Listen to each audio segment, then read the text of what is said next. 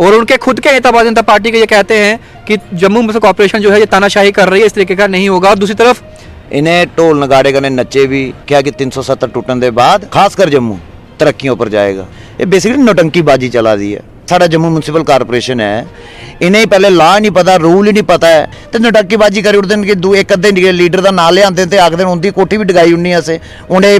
इन्ने दिन का आर्डर भी देंगे। इस वेले LG साहब का रूल है जम्मू कश्मीर च। LG साहब भारतीय जनता पार्टी के कदावर नेता होंगे, अज लैफ्टिनेंट गवर्नर ने जम्मू कश्मीर के, इन्हें सब कुछ पता। ਉਹ ਭਈ ਤੁਸੀਂ 370 ਨਾ ਰੱਖੋ, 71 ਰੱਖੋ, 72 ਰੱਖੋ। ਪਹਿਲੀ ਗੱਲ ਤੇ ਤੁਸੀਂ ਸਾਡੀ ਨੌਕਰੀਆਂ ਸੁਰੱਖਿਅਤ ਰੱਖਣੀ ਚਾਹੀਦੀਆਂ।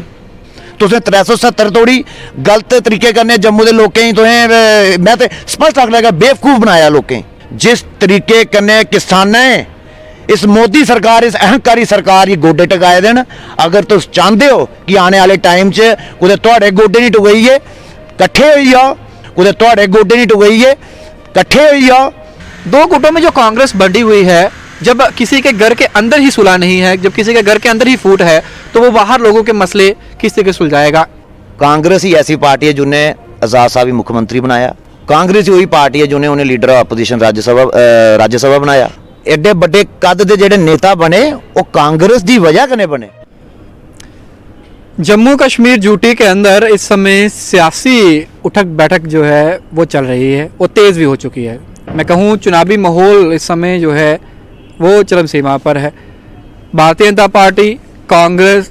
PDP, नेशनल कॉन्फ्रेंस, बड़े बड़े दिग्गज नेता जम्मू का भी दौरा कर चुके हैं। और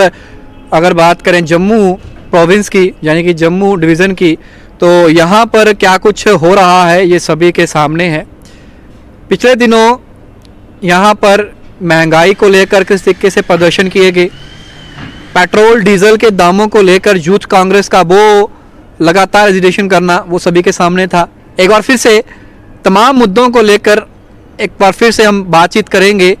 यूथ कांग्रेस की अगर बात करूं, जम्मू कश्मीर जनरल सेक्रेटरी साहिल सिंह लंगे हमारे साथ हैं।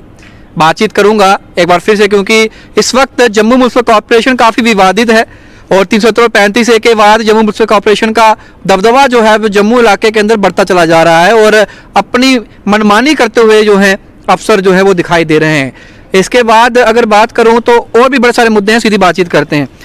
पहले तो आपका स्वागत है सर बाहु एक्सप्रेस पर। शुक्रिया शुभम जी। साहिल जी,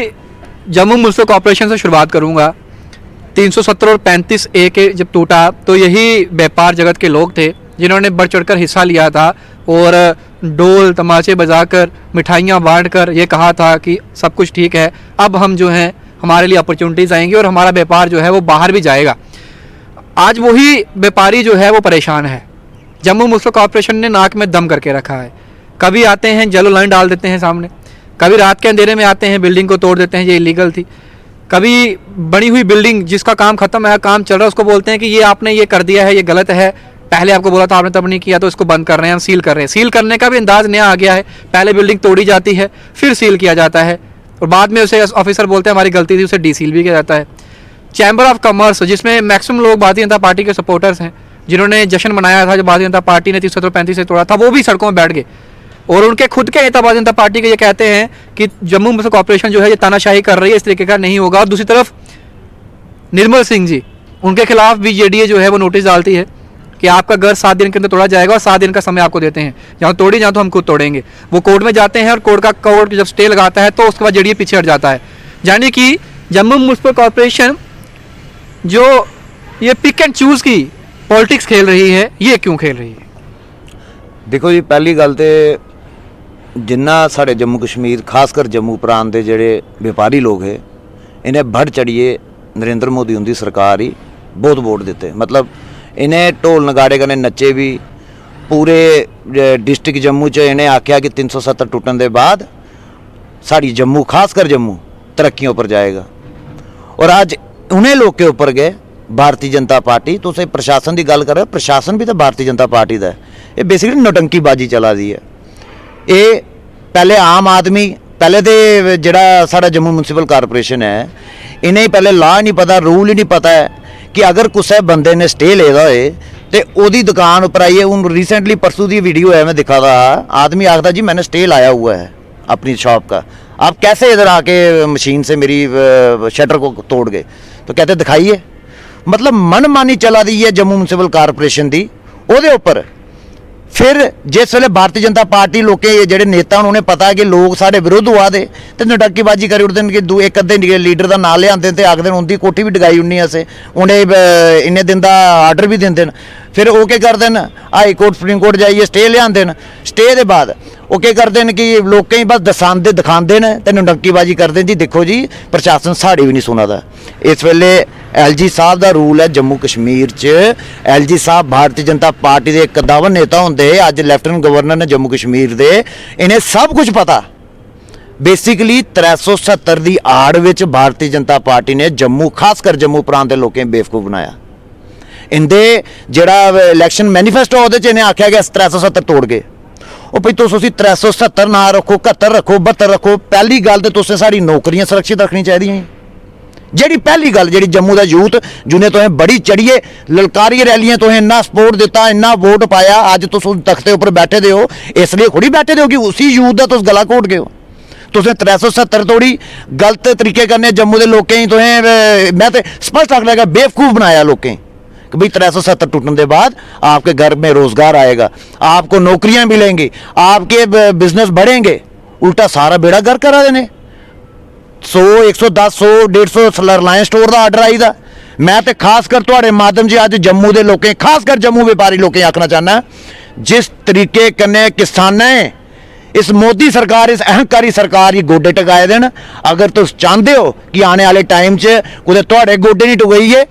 कट्ठे हो जाओ नहीं लगन देना कोई रिलायंस स्टोर का इतने कोई बिल्डिंग नहीं बनन देनी कोई दफ्तर नहीं बनन देना कोई बिजनेस वाले बाहर वाले लोग कोई मौका नहीं दो अपने मौके अपने हक लिए लड़ो नहीं तो आने वाले टाइम च अस लोग इन्ने तबाह हो जागन कि सरकार ने कोई कसर नहीं छड्डनी सानू नौकर पहले अस गुलाम हैं अंग्रेजे दे इस सरकार ने तुहानू सानू सारे गुलाम बनाई उन्ना एक चीज़ मैं और जानना चाहता हूँ आपसे आप बात कर रहे हैं कि भारतीय जनता पार्टी ये जो भी आप एलिगेशन उन पर लगा रहे हैं वो मैं मानता हूँ लेकिन कांग्रेस के अंदर से मैं बात करूँ क्योंकि आप कांग्रेस को रिप्रेजेंट करते हैं जनरल सेक्रेटरी हैं यूथ की अगर बात करूँ यूथ कांग्रेस से आते हैं कहा जा रहा है और इस समय वो सबके सामने भी दिख रहा है एक गुट उठता है अपने तमाम नेताओं के साथ रेजिग्नेशन जो है वो हाईकमान को और भेज देता है कहा जाता है कि हमारी बात नहीं सुनी जा रही है आप हस्तक्षेप करें तो हम रिजाइन जो है वो डाल देंगे दो गुटों में जो कांग्रेस बंटी हुई है जब किसी के घर के अंदर ही सुलह नहीं है जब किसी के घर के अंदर ही फूट है तो वो बाहर लोगों के मसले किस तरीके सुलझाएगा इसे आप कैसे रिप्रेजेंट करेंगे लोगों भी जब जाएंगे तो लोग तो यही कहेंगे आपका तो घर के अंदर कलेश है आपके घर के अंदर ही आपके दो गुटों में कांग्रेस बंटी हुई है हम किसकी तरफ जो है वो वोट डालेंगे देखो जी कोई कलेश नहीं है कांग्रेस पार्टी बहुत बड़ी पार्टी है तो जी गुटबाजी तुसें गल की है कि आज़ाद मैं समझ गया कि आज़ाद साहब के ग्रुप के जोड़े मतलब उनके क्लोजी नेता है उन्हें अपना रेजिग्नेशन दिता पार्टी पोस्ट तो देखो कांग्रेस ही ऐसी पार्टी है जिन्हें आज़ाद साहब ही मुख्यमंत्री बनाया आज़ाद साहब मैंबर पार्लीमेंट की सीट आ रही है कांग्रेस ही वही पार्टी है जिन्हें उन्हें लीडर ऑफ अपोजिशन राज्यसभा बनाया उसके बाद मैं नहीं कुते मतलब एक आम आदमी भी सोचेगा कि अगर आज़ाद साहब मुख्यमंत्री बने आज़ाद साहब लीडर ऑफ अपोजिशन बने आज़ाद साहब एडे बड़े कद के जेडे नेता बने वो कांग्रेस की वजह कने बने तो जेडे लोग उनके जेडे करीबी माने जाते हैं मेरे को तो लगता है सियासत का बड़ा निक्का डिग्गी का स्तर इन्हें किया अगर के मतलब ये आखा देन कि अस रिजाइन दे उड़गे ना या रेजिग्नेशन दे उड़िया तुसें भी पता है 2014 के चुनाव के बाद कांग्रेस ही बहुत हार बड़ी बुरी हार मिली आज सारे लोग स्पष्ट वैसे मन्ने हैं दिल्ली च सानू मतलब एक तरफा अस बाहर होइए ਉਹਦੇ बाद जम्मू कश्मीर पूरी रियासत जम्मू कश्मीर के सदर गुलाम अहमद मीर साहब भी बनाया चाहता तो जिस वेले कांग्रेस एक मतलब कि तुम लोग बड़ा बैक एंड हा उस वेले मीर साहब ने इस कमांड ही संभालिया जम्मू कश्मीर कांग्रेस प्रदेश के अध्यक्ष बने तो उन्हें जिस तरीके कने कांग्रेस चलाई अज मैं कोई सियासती मेरा कोई पीछे करियर कोई मेरे माँ बाप कोई सियासत च नहीं है कोई मेरा दादा कोई सियासत च नहीं आ अज साढ़े वाले लोगों जो मौका मिले है ना ये देन है श्री राहुल गांधी दी उसके बाद अध्यक्षता गुलाम अहमद मीर दी खासकर जम्मू कश्मीर च क्योंकि अस जिस वेले कोई प्रोग्राम हुंदा कुते जेह्ड़ी भी एग्जीक्यूटिव हुंदी या कोई भी प्रोग्राम हुंदा, मीर साहब एक संगठन दे आदमी है, वो नेशनल स्टूडेंट NSUI तो निकले थे, national student union of India, district president हुंदे हे, कॉलेज वाले टाइम पढ़दे हे। जेह्ड़ा संगठन दा आदमी हुंदा ना, वो जिस वेले एक पोस्ट पर पुजदा, एक अध्यक्ष पोस्ट बहुत बड़ी पोस्ट हुंदी, तो उन्हें पता है कि संगठन के कार्यकर्ता ही नेता ही ते जिन्ने भी होनहार लीडर ने किस तरीके कने बूस्ट दिता जाना, किस तरीके कने उनके कने थापी रखनी उनके ऊपर कि भाई तुस तरीके कने चलो, इस तरीके कने चलो। गाइडेंस मेन द गाइड जेड़ा रोल प्ले होंदा, गाइडेंस होंदी है। तो मीर साहब ने कोई कसर नहीं छड्डी है। ये जेड़े नेता जेड़े जाइए रेजिग्नेशन दिया देन, इन्हें भी पता होना चाहिए कि कांग्रेस ही हुई पार्टी ही जिन्हें तो बड़े बड़े कैबिनेट पोस्टां भी दित्तियां। जिस वेले तुस हारदे भी रहे, कुछ नेता ऐसे भी हैं जेडे हारदे भी रहे थे, कांग्रेस तां भी उन्हें मान सम्मान देता। वो कह रहे हैं कि हमारी बात नहीं सुनी जा रही है, बात नहीं सुनी जा रही है, ये कहा गया है उस लेटर में। जो साफ कहा कि हमारी बात नहीं सुनी जा रही है, जो हम मुद्दे रखते हैं उन मुद्दों को नजरअंदाज किया जाता है। यानी कि या फिर ये आपको लगता है वाकई में ऐसा कुछ है, या फिर ऐसा लगता है कि शायद इस वजह से, क्योंकि आजाद साहब जी को रिसेंटली ड्रॉप किया गया डिसिप्लिनरी कमेटी से, इस वजह से उनकी नाराजगी जो थी कि उनको क्यों हटाया गया, इस वजह से हम भी रिजाइन देते हैं। देखो, मैं एक आजाद साहब ही एक नेता मनना, क्योंकि वो साढ़े खासकर जम्मू कश्मीर के मुख्यमंत्री है जिस वेले, उस वेले कांग्रेस की सरकार ही, तो कांग्रेस की सरकार च मुख्यमंत्री है, तो उन्हें जम्मू कश्मीर के लोगों ने बहुत काम किया। पर अगर तुस अज आख गए हो कि उन्हें इस कमेटी तो बाहर कड्ढी ओड़िया, तो वो फिर आजाद साहब ही ज़्यादा को ज़्यादा आजाद साहब ही पता हो कि उन्हें क्या किया। हूँ अस पंजाब दिक्खी लैने, तो उत्थे भी कैप्टन अमरिंदर सिंह, जिस पार्टी ने उन्हें वो पद दिता, मुख्यमंत्री बनाया, इन्ने साल उस पार्टी ने उन्हें राज करन दिता, तो एक सरकार चलाई, तो आई जाइए मतलब टाइम हो तो तुस पिछे नहीं हट गए हो, या मतलब पार्टी का साथ नहीं देगे हो, तो तुस बगावत कर गए हो, तो पार्टी फिर सकाई उड़ती है कि बैटर फॉल इन लाइन। मतलब अगर कोई बंदा लाइन च नहीं खड़ोआ दा, जेड़ा कोई ज़्यादा तैश पैश करा दा, खासकर मतलब मी नहीं लगे कोई आजाद साहब ने कोई ऐसी स्टेटमेंट दी हुई, उनके जेडे करीबी नेता ने उन्हें दी है। आजाद साहब ने तो कोई ऐसी स्टेटमेंट नहीं दी है। बाकी मी नहीं लगता आजाद साहब ऐसी कोई स्टेटमेंट दे भी सकते हैं कांग्रेस के खिलाफ। उत्थे पंजाब च दी जिन्हें दी तो उन्हें फिर पार्टी ने अच्छे तरीके ने सबक सिखाइए, ऐसी साइड उपर रखे है कि वो अज अगर आंदे भी हैं मैदान कांग्रेस पार्टी कोई घाटा नहीं पाई सकते। प्रधानमंत्री श्री नरेंद्र मोदी की बात करूंगा, एज ए यूथ कांग्रेस भी आपने बड़े प्रदर्शन किए जम्मू के अंदर जब किसान आंदोलन में बैठे थे, और लगभग 1 से 1.5 साल का समय था जिसमें 600 से ज़्यादा शहादतें जो थी किसानों की तरफ से गई इस एजिटेशन के लिए। MSP को लेकर प्रदर्शन चल रहा था। सरकार ने जब लास्ट में इस 3 कानून को कहा कि वापस लेंगे, तो उन्होंने ये कहा, प्रधानमंत्री ने ये कहा, और किसान जो मिनिस्टर, कृषि मिनिस्टर हैं जो हमारे फार्मर्स के मिनिस्टर हैं, उन्होंने ये कहा कि देखिए हम शायद किसानों को समझा नहीं पाए बिल क्या थे, इस वजह से वो प्रधानमंत्री ने ये कहा कि शायद हम अपनी बात किसानों तक लेके जा नहीं सके, कुछ किसानों को समझा नहीं सके, जिसकी वजह से ये भ्रम का माहौल बना। लेकिन अगर उनको नहीं सहमत तो हम वापस लेते हैं। उसके बाद एक राहुल गांधी जी का ये ट्वीट आना, वो भी प्रधानमंत्री के खिलाफ, कि आप एक किस्म का लोकतंत्र जो था वो विजयी रहा है तानाशाही पर। यानी कि प्रधानमंत्री अगर किसी चीज़ को गलती सबसे होती है, हर एक इंसान परफेक्ट नहीं होता, अगर उन्होंने कोई चीज़ की थी उसमें उन्होंने अपनी गलती को माना तो एकदम से थोड़ा वेट कर सकता था, इसको वेलकम स्टेप भी लिया जा सकता था, लेकिन उस दिन भी उन्होंने उसमें कमी निकाल दी। मैं तुसें दसना, गलती बंदा एक बार करता, गलती अगर बंदा बार बार करे ना, बार बार गलती करे, तो वो गलती नहीं होती है, वो आदत होती है। बेसिकली साढ़े प्रधानमंत्री नरेंद्र मोदी उन्हें आदत हुई दी है, इनकी सरकार, इनकी अहंकारी सरकार, चाहे इनके गृह मंत्री हों, चाहे जेडे इनके जिन्ने भी मंत्री हों, कैबिनेट मंत्री या होम मिनिस्टर या सेंटर मिनिस्ट्री हो, ये अहंकारी सरकार है, ये लोकतंत्र की हत्या करने वाली सरकार है। इन्हें ये शर्म नहीं आई, पहले को तुस ये माफ़ी मंगो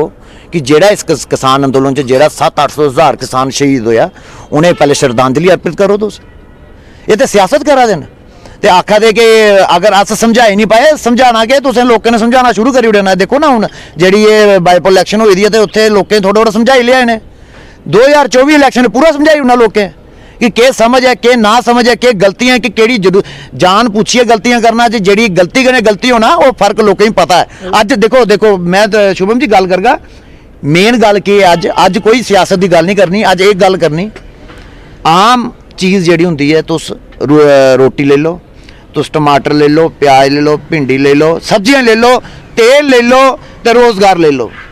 ये 6-7 चीज़ां न जेड़ी मेन अज साड़ी देश च, जेदे पिछे एक आम आदमी की आस हुंदी है। आम आदमी सोचता है कि अज जिस वेले महीना खत्म होंदा ते ओहदी जेब च बचत किन्नी बची, एक आम आदमी तुसें वो सरदार मनमोहन सिंह की सरकार होंदी जिस वेले एक गरीब आदमी उन्हें एक एवरेज लैवल उपर लाया या उपर चुकिया,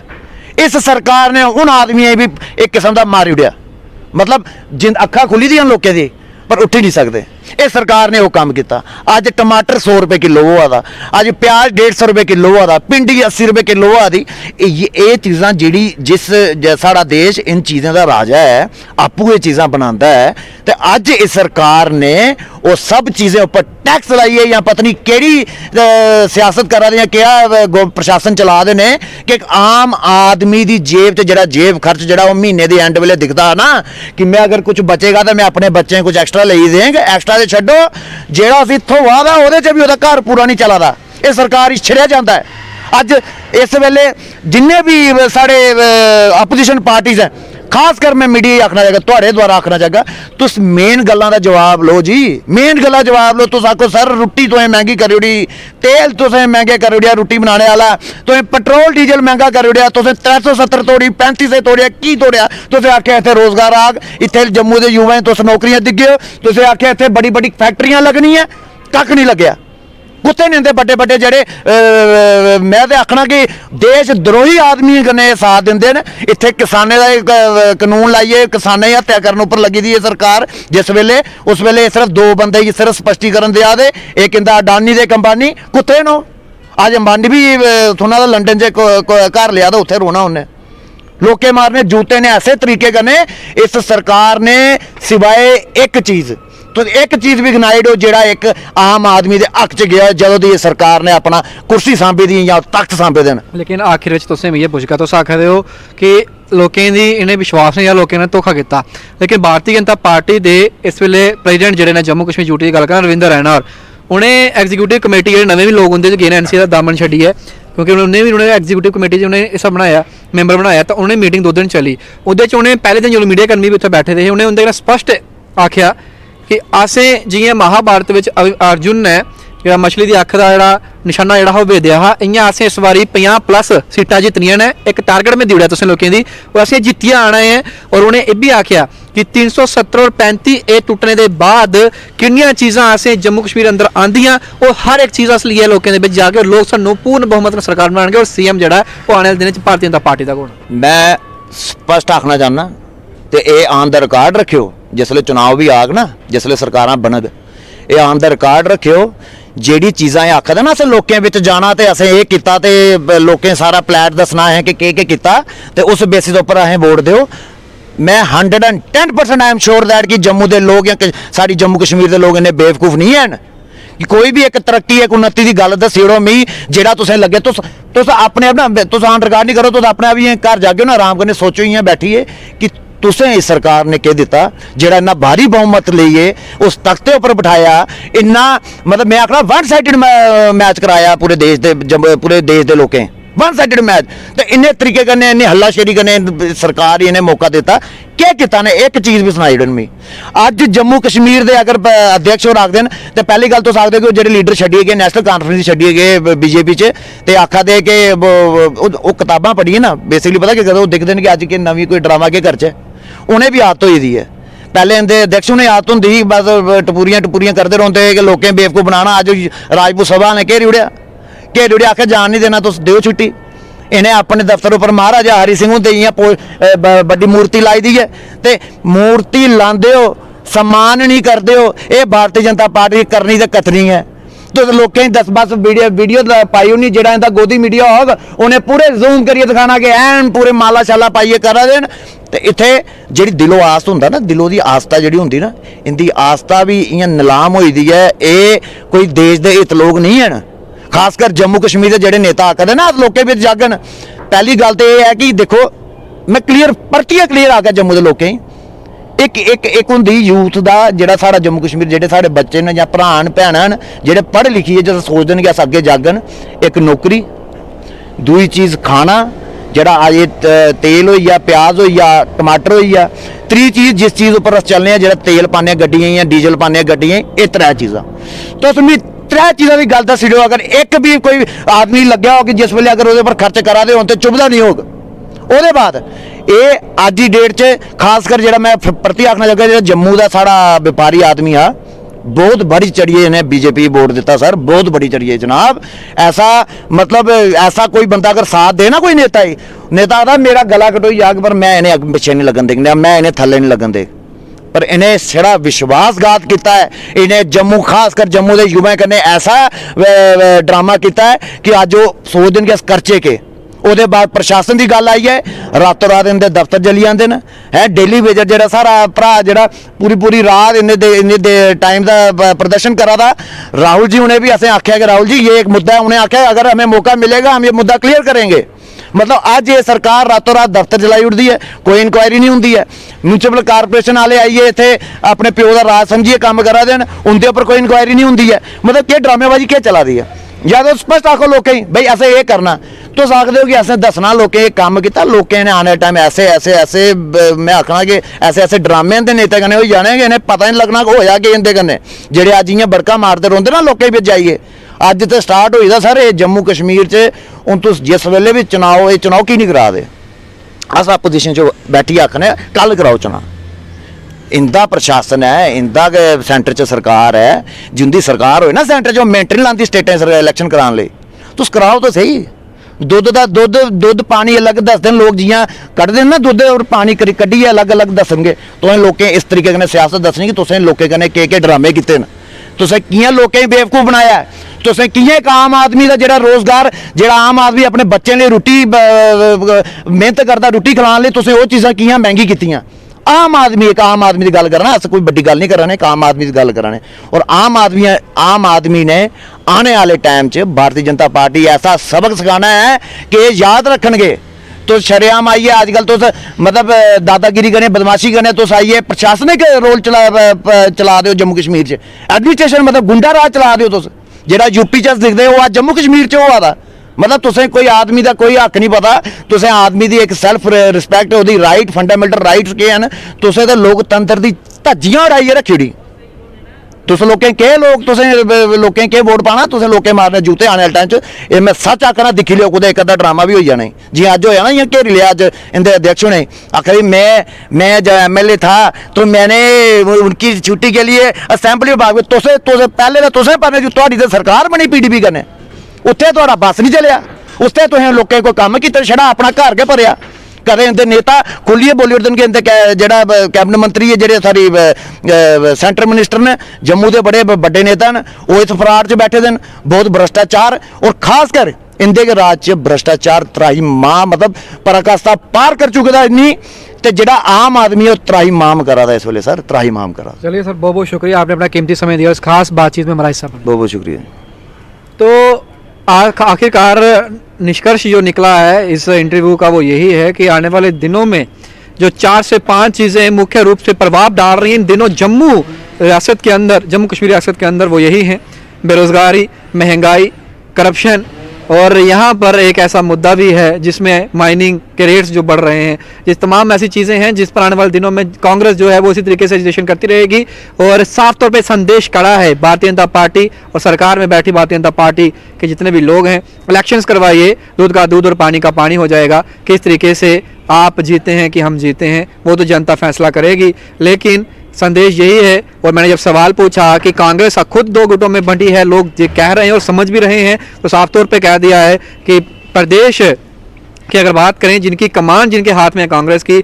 मीर साहब की, तो उनके अध्यक्षता के अंदर ही पार्टी जो है वो फल फूल रही है। और आने वाले दिनों में जो वो फैसला करेंगे हम सभी जो है उनके साथ हैं। और आज़ाद साहब कोई भी ऐसा काम नहीं करेंगे जिससे पार्टी जो है उसको नुकसान होगा और पार्टी की छवि जो है उसको उसमें कमी आएगी। साफ तौर पर अब क्या कुछ निकल कर आएगा, क्योंकि आने वाले दिनों में चुनावी बिगुल कभी बढ़ सकता है और चुनाव कभी भी हो सकते हैं। अब लोगों के मन में क्या है वो तो लोग बताएंगे, और इलेक्शन जब होंगी उसके बाद नतीजे जब आएंगे तभी पिक्चर क्लियर होगी। लेकिन आप क्या समझते हैं, वाकई में कांग्रेस 2 गुटों में बंटी है? आपको क्या लगता है, क्या भारतीय जनता पार्टी का कोई नेता एक ना एक दिन कभी क्या इस पर बात करेगा कि जम्मू कश्मीर के अंदर बेरोजगारी, महंगाई और करप्शन जो है वो बढ़ रही है, इस पर भी हम काम करेंगे? आप अपनी कमेंट बॉक्स में रखिएगा। बाकी तमाम रेस के लिए बने रही बाहू एक्सप्रेस पर, अडोरा के साथ शुभम लंगे, बाहू एक्सप्रेस के लिए जय हिंद।